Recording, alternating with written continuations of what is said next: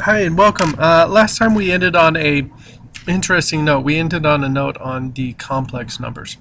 Okay, and the actual thing is that a lot of people, a lot of mathematicians over time have found out that when you come across numbers that end with you square rooting a negative, that it comes up with kind of a weird contradiction of what we all know, because you can't square root a negative. But someone said, let's say we could, and they said it's I. So let's say I is the square root of -1. Okay? Alright, and that's what they basically said. Now what they also said too was, and this is one of the more important ones, is if you have an I squared, that just turns into -1. Okay? So that one's pretty simple right there. So those are couple of things that they just want to work with. Alright, now some of you guys are probably asking, oh, what's I to the third? I to the third is actually equal to -I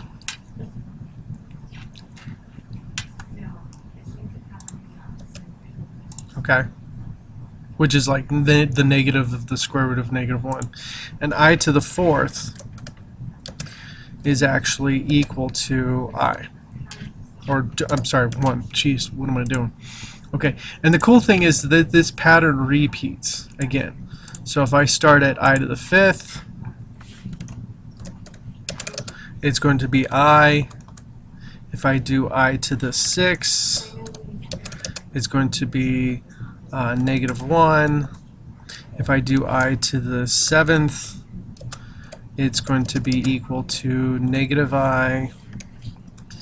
And if I do I to the eighth, it's going to be equal to 1. And this pattern continues on forever. Okay, so this pattern never stops. Okay, so everything's set up like this. Now the main things that you guys are going to need to know are these two. Whenever you do the square root of a negative, you're going to have an I with it. So like, let's say we had the square root, alt 251, of -20. Okay, now what you're going to do is you're going to break this up into 3 different square roots. Okay, the square root of -1, alt 251,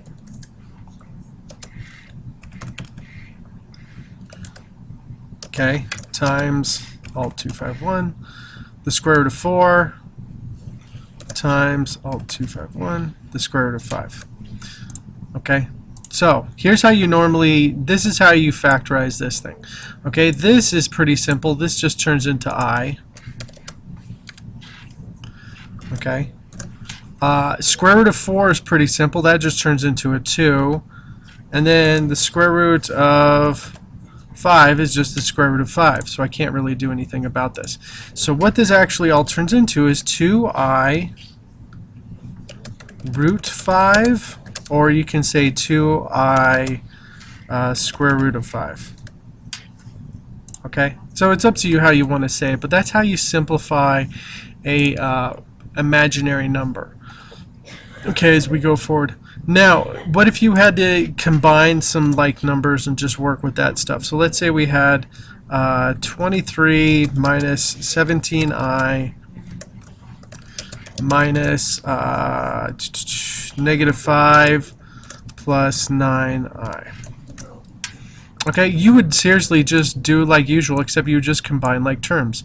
You combine the 23 and the -5 by subtraction, and you would do the same thing with the -17 and the 9. Okay, so now you do have to pay attention to the sign in the middle because it is important. That's subtraction, so that's 23 minus -5, which turns into 28, because when you minus a negative, it's like adding a positive. And then that becomes -17I minus 9I, which will actually turn into -26I. Okay, and that's your simplified version. This is going to be a complex number because it's in the form of a plus bi, okay, which is actually just a complex number. It's not just imaginary, it has both a real value, which is just a number without an I, and has an imaginary value. So that's what makes it complex. So that's actually kind of cool. Now, you're probably asking yourself, if I can add and subtract this way, can I also multiply and divide? Yes, you can. And you're going to have to just follow some rules. Okay? Now, the majority of the rules you're going to need to know are the ones we just learned over here. And the one that pops up the most is when you do I squared. Okay? Just change those into negative ones, and it makes your job a whole lot easier. So let's say we had 3 minus 4i, parentheses, times negative 5 plus 2i. Okay, now you would just do FOIL, you would just distribute and just work your way across, you know, and just do everything you can to get the actual answer. Okay, now you are going to have an I squared in there. Okay, so it's 3 times negative 5, which is negative 15, and then it's 3 times 2i, which is 6i. And then it's negative 4i times negative 5, which is 20i. And then it's negative 4i times 2i, which is negative 8i squared. Okay. Now, that doesn't mean stop there and you're just all done. You still have to simplify. These are both i's, and you can combine them, and you can turn this into a negative 1. So what happens is that I get everything all set up. I get negative 15 plus 26i plus 8. Okay, now you're asking yourself, oh, how did that turn into 8?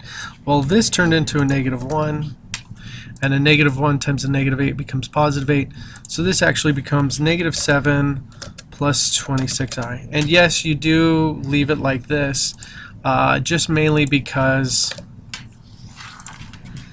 of the fact that the real version, the real number always comes before the imaginary number in a complex number chain. Okay, so that's working with multiplying. We just did add, subtract. We did simplifying. Okay, and let's talk a little bit about division. So let's go negative 2 plus 3i. And we are going to divide by 4 minus I.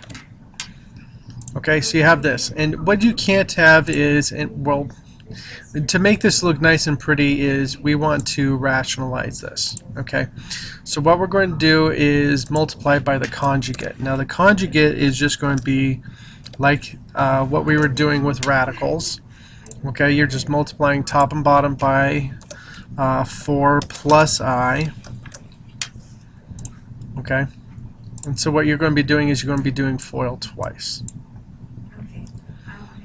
Okay, so for the top part,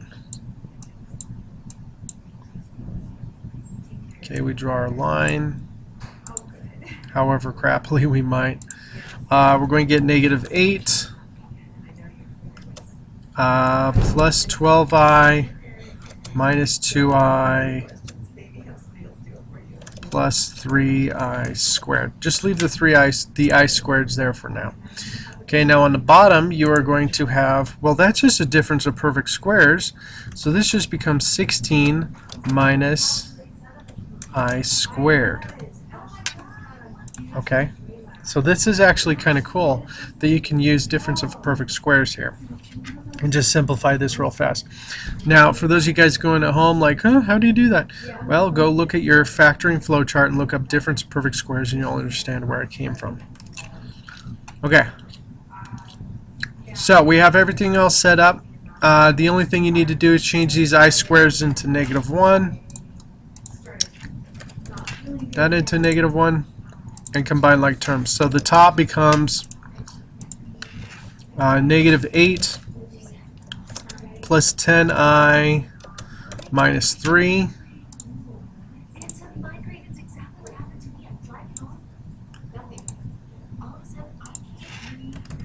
and 16 minus negative 1. Okay, and you just simplify a little bit more and you should get negative 11 plus 10i on top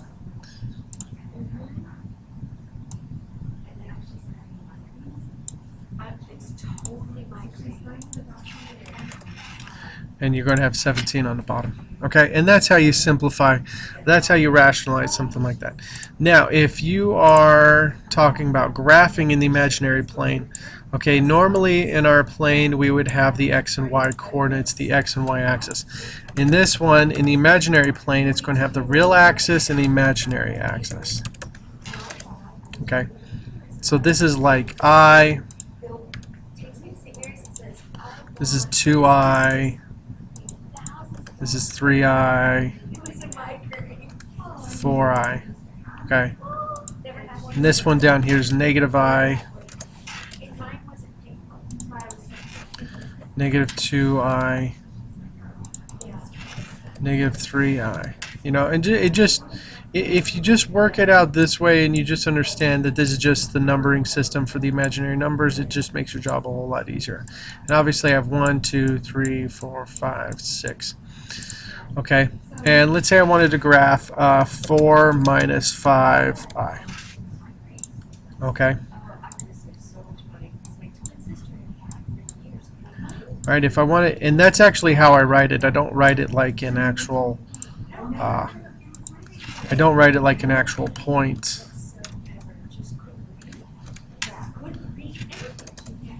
Negative 5I. Okay, just don't write it like that. I would actually go, okay, I go over to the right 4, and I go down 5, and that's the point. Okay, so that's how I actually represent it. Now, if I wanted to represent distance, okay, distance would actually be from the center to that point. Okay, and there's an actual formula for that, and that's the distance formula. And that is going to be the square root of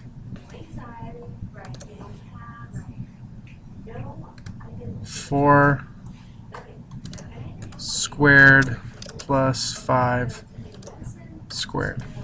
Okay, so I just take the square root of the two numbers. Now, for those of you guys going, that looks awfully familiar, it should. That is Pythagorean theorem.